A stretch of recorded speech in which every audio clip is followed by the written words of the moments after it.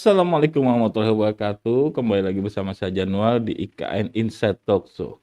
Program ini merupakan kerjasama antara Tribun Kaltim dengan Ikatan Arsitek Indonesia Kalimantan Timur. Kita akan membicarakan bagaimana pembangunan IKN dalam sisi yang berbeda. Kali ini kita akan mengangkat tema pembangunan berkelanjutan di IKN yang akan memberikan perspektif berbeda kepada para tribunnya bagaimana IKN ini di masa depannya dalam IKN Nusantara tak tergerus zaman. Bersama saya kini telah hadir tamu istimewa kita, Bang Agus Fitrianto, ST.MSI. Beliau sehari-harinya menjabat sebagai Badan Hubungan Luar Negeri dan Takfos IKN IAI Kaltim. Selamat pagi, Bang. Ya, selamat pagi, Mas Januar. Sehat-sehat ya? Alhamdulillah. Alhamdulillah sehat. Yang penting sehat dulu gitu, Bang ya. Yeah. Untuk menyambut datangnya IKN ini, Bang. Iya, benar. Bang, mungkin saya langsung ke bahasan inti gitu, Bang. Kita hari ini bicara soal pembangunan berkelanjutan di IKN Nusantara. Saya ingin bertanya dulu, apa sih pembangunan berkelanjutan itu sebenarnya gitu, Bang? Oke, mungkin kita belajar dari teorinya dulu ya. Berkelanjutan itu teori kan maksudnya adalah apa yang kita bangun atau apa yang kita rubah atau apa yang kita kelola di masa ini gitu ya, masih bisa dinikmatin di masa depan gitu ya, atau anak cucu kita segala macam. Jadi kalau secara global itu pembangunan berkelanjutan itu forum global itu membuat sebuah pilar ya. Jadi di sana disebutkan ada pilar sosial, ekonomi, lingkungan, dan hukum kalau nggak salah. Jadi di sana dijelaskan, jadi kalau membangun itu harus memikirkan dan harus ada tujuannya. Jadi memikirkan aspek sosialnya seperti apa, aspek lingkungannya seperti apa, aspek dari ekonominya seperti apa, dan legalitas hukumnya seperti apa gitu ya. Dan kalau dari 4 aspek itu, biasanya dia ada tujuannya.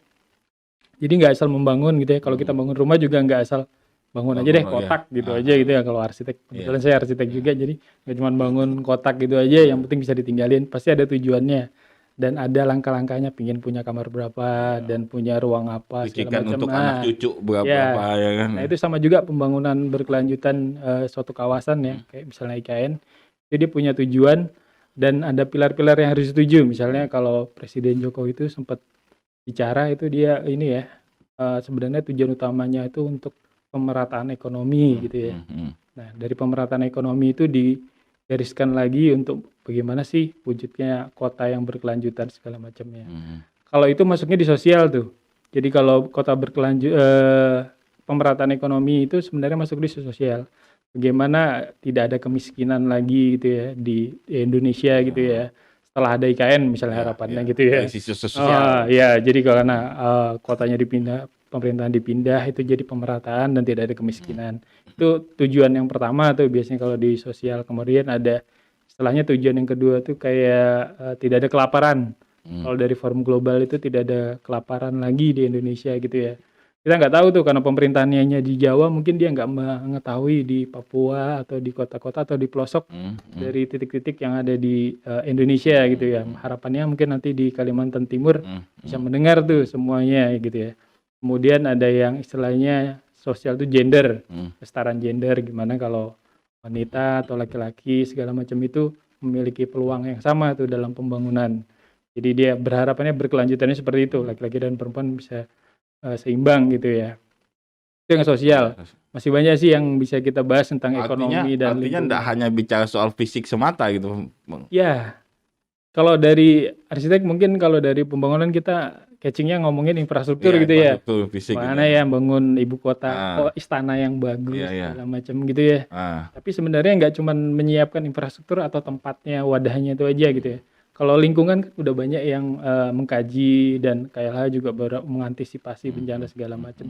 Tapi bagaimana ya kita memikirkan keberlanjutan dari sosialnya, gitu ya, masyarakat di sananya seperti apa? Apakah nanti tidak miskin semua yaitu Indonesia ya, atau yang lainnya seperti ekonominya nanti pengangguran itu menghitungnya pakai indeks gini kalau nggak salah. Jadi pengangguran berdasarkan jumlah penduduk itu berapa persen gitu ya. Jadi bagaimana pengangguran itu berkurang setelah IKN itu dibangun dan wilayah yang lain-lainnya itu bisa terperhatikan gitu ya, indeks Gininya menjadi tinggi gitu ya, apa rendah turun gitu ya. Nah, dari konsep-konsep yang selama ini sudah beredar tentang IKN, bagaimana Abang melihat ini? Apakah memang sudah menuju ke arah pembangunan berkelanjutan gitu, Bang? Kalau lihat dari undang-undang dan terakhir itu ini ya, peraturan pemerintah atau pemerintahan presiden nomor 64 tahun 2022 itu tentang kajian rencana tata ruang strategis ibu kota negara Nusantara yang baru gitu ya. Itu eksplisit disebutkan ya di situ berkelanjutan, terus berkelanjutan di pesisir, berkelanjutan di secara kehidupan segala macam itu dijelasin di sana ya. Udah banyak topik-topik yang diangkat di sana ya. Bagaimana isu kayak water resistance segala macam, adaptasi kawasan air gitu ya. Kalau kita lihat kan di Kaltim sungainya itu luapnya atau terisinya itu karena hujan ya. Musim hujan ya. Ya, jadi sumber mata air tawarnya itu dari hujan Iya, gitu iya. ya. Karena nggak ada gunung yang tinggi ya sumber mata air. Nah, biasanya seperti itu. Jadi makanya sekarang yang lagi jalan kan infrastruktur untuk air segala Iya, macam iya. ya disiapkan waduk sepaku nggak salah. Saya pernah ke sana tuh udah sepaku udah ada gitu ya. Dipersiapkan. Kemudian keberlanjutan bentuk kotanya, Forest City-nya itu udah dijelaskan ya, eksplisit. Kemudian transportasinya juga udah dijelaskan. Kalau di RTR itu udah dijelaskan dalam bentuk peta ya. Jadi peta IKN itu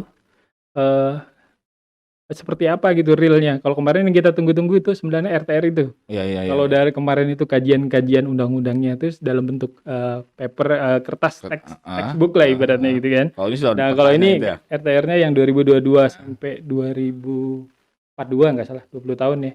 Itu udah ada petanya tuh zonasinya di mana yang TOD itu kayak seperti transportasinya itu di mana-mana titiknya. Terus yang mana yang kawasan yang bersinggungan dengan RTR-nya Kabupaten Kutai, Samarinda, Kota Samarinda, dan RTR-nya yang bersinggungan dengan Kota Balikpapan. Nah, dari peta itu emang sudah menuju ke konsep itu apa gimana? Ya, nanti kan setelah RTR itu kan ada turunannya banyak tuh.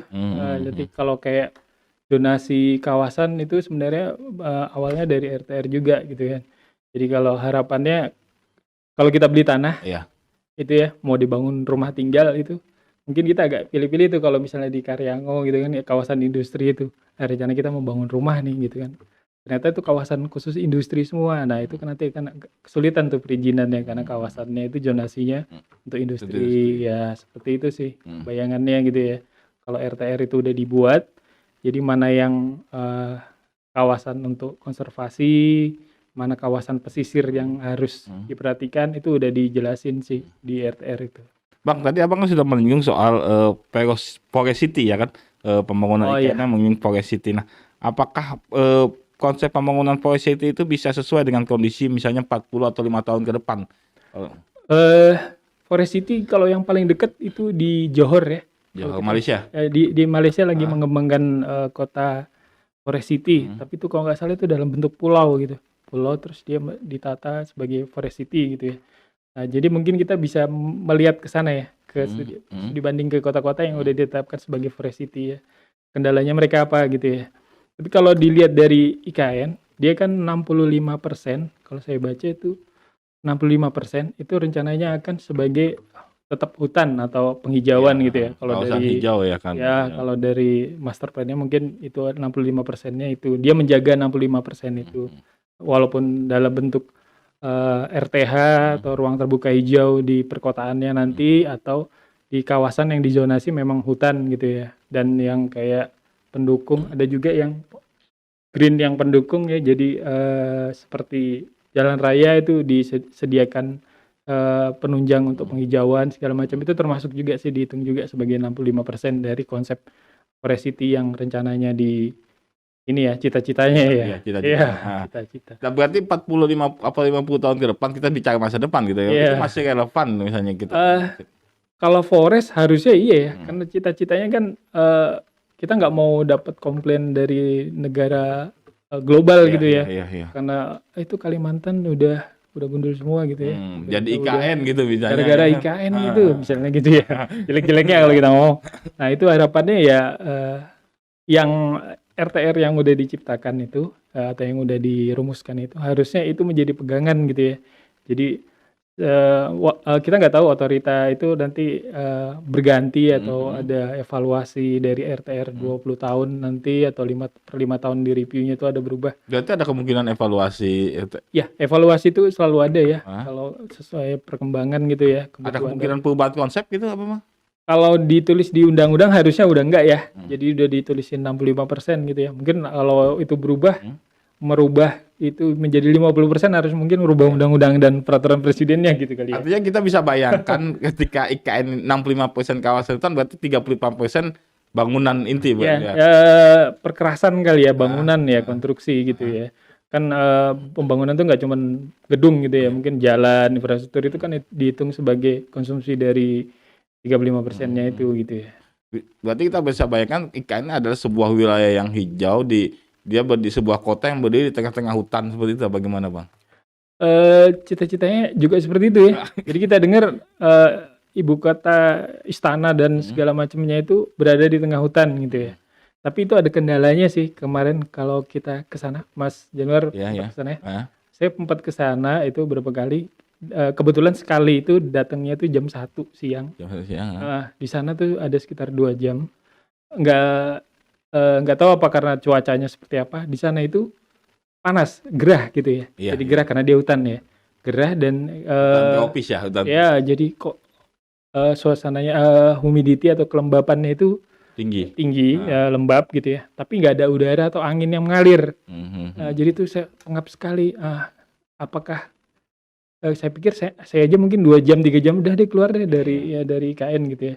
Harapannya kan kota yang Forest City ini harus memikirkan itu juga gitu ya. Kalau kita jalan siang-siang gitu mungkin kita agak nyari-nyari pohon gitu ya. Nah, nanti setelah dirancang ternyata orang nggak ada jalan kaki karena di sana humidity-nya tinggi terus nggak ada udara karena dia berbentuk kontur-kontur kan ya. Nggak ada udara terus pengap segala macam. Itu harus juga dipikirkan ya sebagai kota Forest City segala macam gitu. Itu kondisi itu bisa diubah Bang, misalnya kondisi cuaca yang lembab seperti itu. Rekayasa teknik kali ya.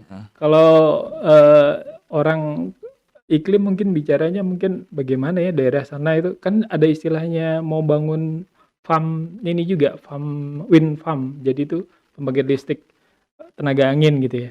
Apakah memang benar di sana itu banyak gitu ya angin apa kuat untuk memutarkan turbin itu ya. Kalau di Indonesia kan adanya di Parepare ya. Di Parepare itu sudah ada pembangkit listrik tenaga angin atau turbin. Dan rencananya di IKN juga ada yang sudah akan mulai juga ada di Sukabumi segala macam gitu ya.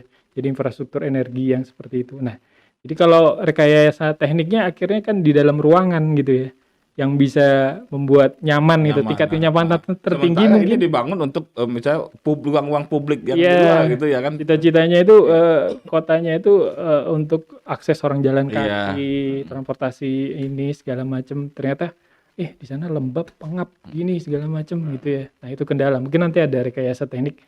Apakah setiap koridor itu ada kipas angin segala macam gitu nggak mungkin kalau kita nggak nyampe ke situ tuh. Mungkin kita lihat seperti di Arab Saudi mungkin ada gitu ya, di luar dia pasang kipas blower gitu ya. Kalau Arab Saudi itu sampai memikirkan ke sana kenyamanan ini ya untuk jamaah ya. Sampai tapi kan di luar dari kawasan masjid itu kan udah nggak bisa dia mengontrolnya kan. Nah, itu kan yang kita rancang kan kota. Jadi orang-orang berjalan di koridor itu apakah nanti harus ngeliatan aja nih. Iya. Artinya faktor cuaca ini juga harus menjadi perhatian untuk pembangunan berkelanjutan ke depannya di IKN sendiri ya. Iya, jadi sebenarnya adaptasi perancangan itu juga banyak ya. Nanti kalau misalnya kalau kayak kita arsitektur vernakular gitu ya. Jadi bangunan itu dibangun sesuai dengan sosial budayanya dan sesuai dengan lokasinya. Nah, jadi itu bentuk bangunan dan pola ruangnya itu tergantung dari itu. Jadi kalau kita ke Aceh mungkin bentuk bangunannya beda gitu ya. Terus kalau ke Kalimantan tuh beda. Jadi misalnya kayak panggung gitu ya. Iya, Kalau iya. panggung itu kan sebenarnya menghindari Binatang, banjir, binatang buas. binatang segala macam gitu ya. Ah, Terus bentuknya memanjang jadi satu bangunan. Itu mungkin sosial budayanya mereka senang makan tuh rame-rame berkeluarga itu jadi mhm, satu panggung besar kan. Kalau Lamin itu mhm, panjang gitu ya. mhm. Kalau di Jawa berbeda gitu ya. Kalau di Bali juga Iya. berbeda. Bentuknya itu klaster rumah-rumah kecil. Nanti kalau Ah, anaknya ini di sebelahnya, kalau anda sebelahnya lagi gitu ya. ah. Nah itu sebenarnya adaptasi dari lokasi gitu ya. Iya, iya, iya. Nanti ketika udah ada perancangan mulai mulai perancangan itu nanti mungkin adaptasi seperti itu dari perancangan. Kan di RTR disebutkan bangunannya harus berarsitektur lagam Nusantara Ya, tuh. Nusantara, betul, betul, betul. Lagam Nusantara yang mana yang cocok Ah, untuk daerah itu? Mungkinkah seperti Lamin gitu ya, ya?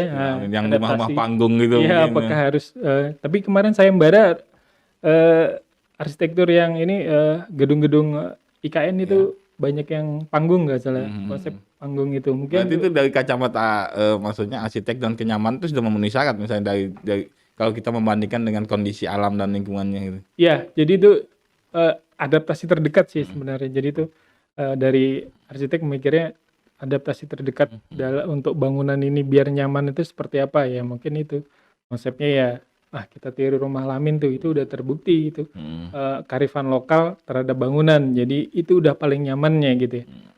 Kalau mau yang nyaman dalam berbasis teknologi kan sudah nggak sustainable lagi ya. Ya. Harus pakai AC Iya, iya, iya, semuanya iya. segala macam gitu kan udah nggak Oh. sustainable. Nah, tapi kan harus perlu maksudnya teknologi juga diterapkan di IKN sebenarnya ya kan. Iya, Nah, kalau bicara pembangunan berkelanjutan apakah teknologi yang akan digunakan IKN ini masih maksudnya untuk beberapa puluh tahun ke depan tuh masih masuk gitu, masih sesuai enggak gitu misalnya? eh, teknologi apa nih? Pembangunannya misalnya pembangunan bangunannya atau Oh infrastrukturnya gitu kan. kalau dari konsep transportasi Iya, Kak. akan dijabarkan kalau nggak salah itu di RTR juga ada TOD ya. Jadi TOD dan beberapa titik-titik yang diletakkan sebagai TOD gitu ya di dalam kawasan IKN. Itu kawasan inti IKN sih. Mhm. Jadi TOD itu konsep transportasi yang mana intermoda itu berkoneksi gitu ya. Jadi kereta berhenti di situ, bis shuttle berhenti di Mhm, situ, terus di situ ada eh, tempat sepeda, mhm, parkiran mhm. sepeda segala macam, orang bisa berjalan kaki. Jadi itu seperti transit yang udah terorientasi. Jadi semua intermoda itu berhenti di situ. Jadi orang kemana-mana nanti naik alternatif yang lain yang massa gitu ya, yang berbasis massa. Mode Itu transportasi apa yang cocok itu Bang untuk misalnya IKN dibangun di sekarang tapi juga tetap stable di beberapa puluh tahun ke depan gitu ya kan? kalau kereta api mungkin perlu di ini ya, di apa ya, di challenge ya, karena Heeh. konturnya naik turun gitu ya. Apakah nanti bangun terowongan semua gua Iya, nggak iya, tahu iya. gitu ya. Heeh. Tapi kalau dilihat dari RTR itu ada koridor-koridor, sepertinya land transport ya, Mhm. seperti bis gitu ya. Jadi seperti itu bis-bis yang terkoneksi dari TOD itu kalau yang bentuk kereta api saya belum Masih belum yakin. belum yakin ya, karena konturnya mungkin yang merencanakan Iya. ya itu memang Tapi kan idealnya seperti itu kereta gitu. api kan menampung lebih banyak maksudnya lebih banyak kapasitasnya gitu ya. Kita kan bicara soal IKN beberapa puluh tahun ke depan yang mungkin seiring juga dengan pertambahan penduduk yang akan meningkat juga di IKN gitu Bang ya. Ya, kalau IKN kan 1.500 ya Oh targetnya. dibatasi itu Dibatasi. ya. Heeh. Kalau sekarang itu 200 ya di kawasan itu kemarin tuh dihitung kalau nggak salah saya baca dia 200 jiwa gitu ya. Tapi bagaimana misalnya dengan pekerja dari ya kita anggap aja di kota-kota satelit IKN gitu yang akan menuju IKN gitu ya kan? Yang dibatasi kan di kawasan IKN-nya ya, Iya, yang iya, mobil timbal atau yang bensin iya. segala macam itu nggak bisa boleh masuk gitu ya. Kita bicara soal transportasinya gitu nah ya kan Iya. Bang yang misalnya untuk menunjang pekerja dari luasan kota-kota satelit di luar IKN gitu ya kan? Iya. Kalau yang di luar IKN mungkin ini ya nggak tercover sama otorita ya. Ah, Jadi kayaknya nanti dia adaptasi aja ya. Misalnya di situ nanti di ujung atau pintu masuk mau ke IKN gitu mungkin nanti direncanakan ada TOD-nya tapi mobil yang ke sana harus transit dulu di situ terus masuk ke dalamnya dia baru naik infrastrukturnya IKN gitu ya. Jadi hmm, akibatnya di kota-kota satelit yang ada di kanan kirinya ini nggak banyak berubah gitu ya. iya, iya, iya, iya. Nggak mungkin otorita membuat seluruh Balikpapan mobilnya diganti EV kan, Heeh. electric vehicle kan, karena di IKN udah disiapkan EV gitu ya, jadi mobil-mobilnya electric vehicle gitu ya. untuk merubah skala itu. Artinya mungkin ada sebuah tempat transit massal gitu ya di. Ya, harapannya sih kayaknya seperti itu. Saya baca. Jadi ada koridor-koridornya, setiap pintu masuk itu disediakan itu. Kemarin kan ada maksudnya wacana kereta gantung. Itu apakah memungkinkan Bang untuk misalnya beberapa puluh tahun ke depan kalau kita bicara pembangunan berkelanjutan dengan kereta gantung sebagai transportasi massal? Kalau kereta gantung mungkin di dalam kotanya kali ya. Di dalam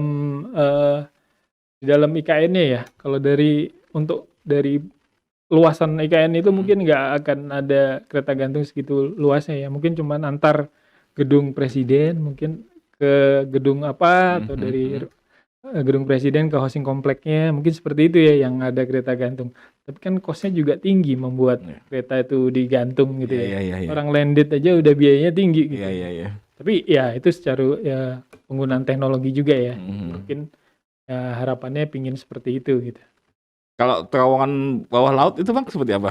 Nah, untuk Gak sanggup nih saya jawabnya. Untuk di masa depan gitu ya kan. Kalau terowongan bawah laut mau nyambung kemana nih KN? Misalnya dari Teluk Balikpapan melewati Teluk Balikpapan gitu ya kan. Kayaknya nggak nyampe ke sana. Kalau cara pembangunan berkelanjutan kayaknya nggak concern ke terowongan ya. Kalau di atasnya, kalau di bawah laut kan pasti mengganggu ini ya keberlanjutan water karena tujuan pembangunan itu ada concern tentang perairan gitu ya. Jadi bagaimana biotanya segala macam itu ada concern, tidak boleh ada eksploitasi gitu ya. Jadi kalau dari bawah aja itu mengganggu, mending ditaruh di atas aja mungkin. Terima kasih sudah nonton. Jangan lupa like, subscribe, dan share ya.